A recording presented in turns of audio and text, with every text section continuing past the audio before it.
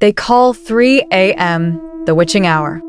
Most people think it's just a superstition, a leftover fragment of folklore meant to keep children in their beds.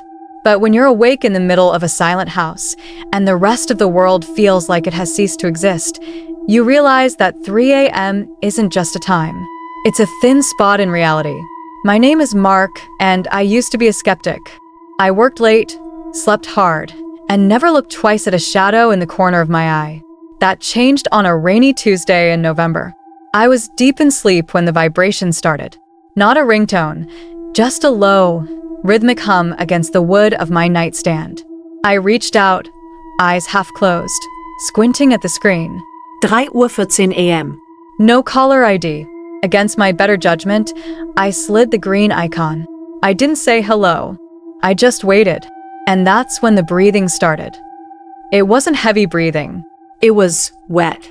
Like someone struggling for air through a throat full of water. Then a voice.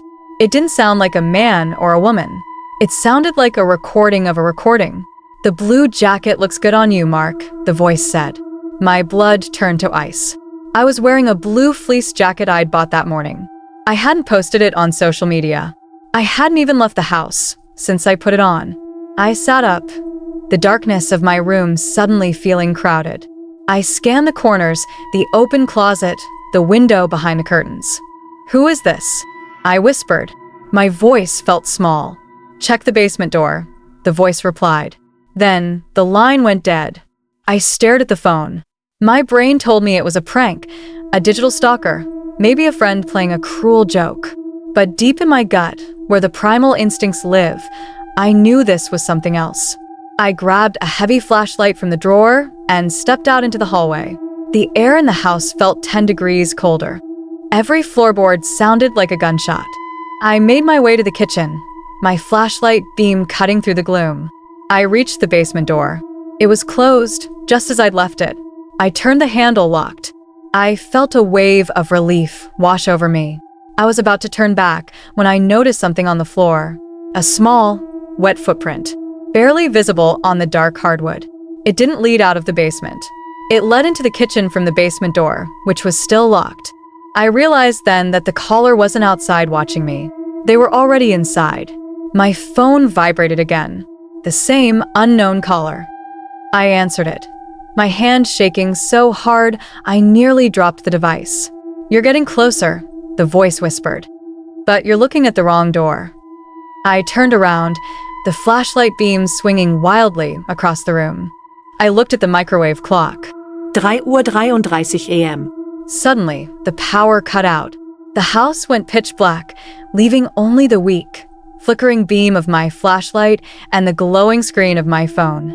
I backed up against the refrigerator, my heart hammering against my ribs. I heard a sound from the hallway, a soft, dragging noise.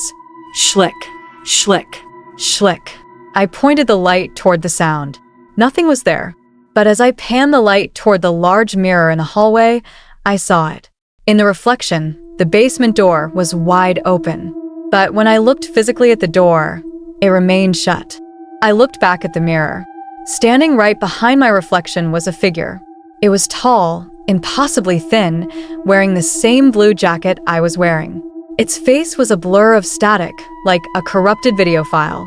It reached out its hand in the reflection and touched my shoulder. I felt a cold, damp pressure on my real shoulder. I didn't scream. I couldn't. I just dropped the phone. As it hit the floor, the screen stayed on for a second, showing the call was still active. The duration was midnight. The call had never actually connected.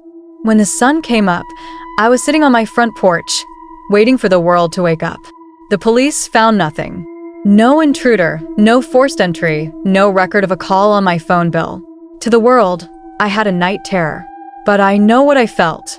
And I know what I saw in that wooden box I found later in the basement, a photo of me, taken from inside the mirror, dated 10 years in the future.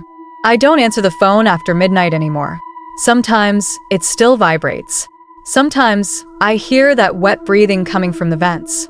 If your phone rings at 3:14 a.m., do yourself a favor. Let it ring. Because some callers aren't looking for a conversation. They're looking for a way in. subscribe to Midnight Confessions, and keep your doors locked.